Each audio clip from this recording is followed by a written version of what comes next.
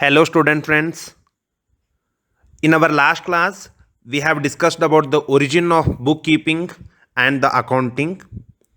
So, let's discuss certain terms which we use in the accountancy. As in case of other subjects, the accountancy it is also having its own technical terms. As a language, it is consisting of some technical terms.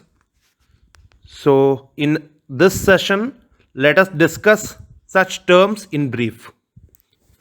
The first important word of accountancy is entity. Actual meaning of entity, it is kingdom. But in the context of accountancy, it means an area of economic interest of a particular industry or group of industries. So, for example, Infosys company or Taj Hotel, or you can tell any business.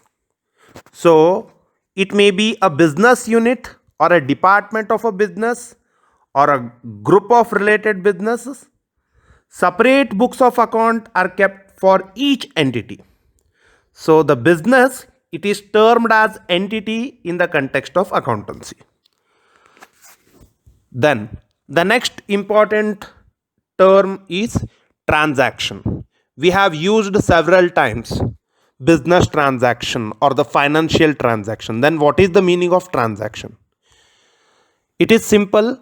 It is an activity which results in transfer of money or money's worth between the entities. So the goods bought or the goods sold, all these are the transactions. Salary paid. If we purchase a TV in a shop, then it is the transaction because it is a dealing. It will result in the transfer of money or the money's worth. Money's worth means goods. So it will result in the transfer of money or the money's worth. It is an activity, so it is called as a transaction. There are two important types of transactions.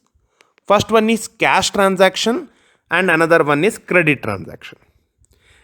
Cash transaction means those activities which involve the immediate payment of cash. If we pay cash and purchase the TV in a shop, it is a cash transaction. And exactly opposite, credit transaction. Those dealings or the activities in which payment of cash is postponed, then such transactions create the relationship of a debtor and a creditor. Let us learn the debtor and the meaning of the debtor and the creditor in the next slide. Okay, so just I will give an example. X buys goods from Y on credit. X, he will buy goods from Y on the credit basis. He will not pay the money immediately. The payment of cash is postponed here. So such transactions are called as credit transactions. Then the third important term is asset. Most of you have heard this word asset. This is the common word. In the context of accountancy, it means the properties or the resources which are owned by the business entity. Whatever the business purchases for the purpose of use, such properties or the resources are called as assets. For example, land. If land is purchased by the business entity, it is an asset. Buildings, machinery, motor car, furniture, all these are the assets. And the goods which are bought for the resale, they are the assets. Okay. So there are two types of assets here: tangible assets and intangible assets. Tangible assets, they are those assets which we can touch, which are having physical existence. Whereas intangible assets, which we cannot touch or which we cannot see, such assets are called as intangible assets.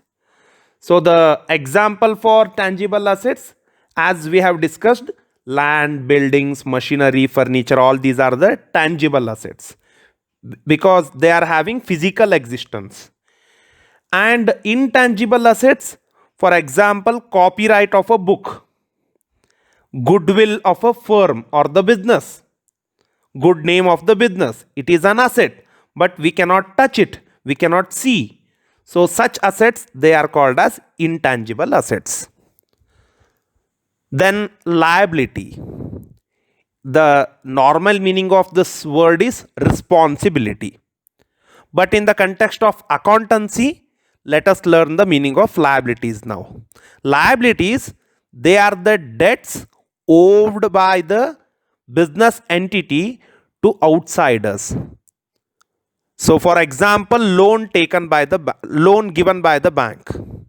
Okay, so if we take loan from the bank, then that loan, it is the liability for us because we are responsible for the payment of the cash which we have taken as a loan by the bank. So all the responsibilities are termed as liabilities. The amount due to the suppliers, the bills payable to a person, loan from the bank, and few unpaid expenses. All these are the examples for liabilities. Then capital. Capital means the investment. So it represents the owner's claim or the share in the assets of the business. In simple words, we can tell it as the amount which is invested by the proprietor or the owner in his own business. So that amount is called as capital. That investment is called as capital. But coming to the core concept, it means it is excess of the value of assets over liabilities. So the difference between assets and liabilities, the excess of the value of the assets over liabilities, it is called as capital. Mathematically, we can tell it as capital is equal to assets minus liabilities. Then the major term, that is drawings. You know the meaning of withdrawal. You have heard this word in bank. So the drawings in the context of accountancy, it means the amount of cash or goods withdrawn by the owner of the business for his personal or the domestic usage. So it is called as drawings. If a owner, if a proprietor, if he withdrew the amount of rupees 10,000 for his daughter's marriage, then it is called as the drawings. If he withdrew for the business purpose, then it is not called as the drawings. Only if he withdrew for his domestic use, for his personal use, private use, then it is called as the drawings. For example, cash withdrawn for daughter's marriage, cash withdrawn for son's education, cash withdrawn for the house rent, cash withdrawn for the income tax payment of a owner. All these are the examples of drawings. Whatever the amount withdrawn by the owner for his own use, for his personal use, that amount is called as drawings. And debtors and creditors, these are the two important words of accounting. Debtors means the person who owes any amount to another person, and creditor, it means the person to whom any sum of money is owed by the other person. Take the example. A purchases goods from B on credit. Here A, he is debtor. A, he is debtor, and B, he is creditor. Okay, we can take another example. If we sell goods to Mr. X on credit, then Mr. X becomes our debtor. And if we purchase goods from Mr. Y, then uh, he becomes our creditor. Only if we purchase it on the credit basis, then he will become the creditor. Okay, so this is the difference between debtors and the creditor. Who owes the money, he is called as debtor. To whom we owe the money, he is called as creditor. Then the very important concept or the terminology, that is goods. We usually use the word goods or the commodities. Then what is the meaning of this word? The term goods, it includes all the commodities, articles or the products which are purchased for the purpose of resale. If we have purchased it for the purpose of resale, then such commodities or the articles are called as goods. Goods refers to any merchandise in which a trader deals in. So for the example, you can tell computer, book, or the pen, tables, all the commodities which are meant for the resale, they are called as the goods. There are two types in the goods. One is purchase and another one is sale.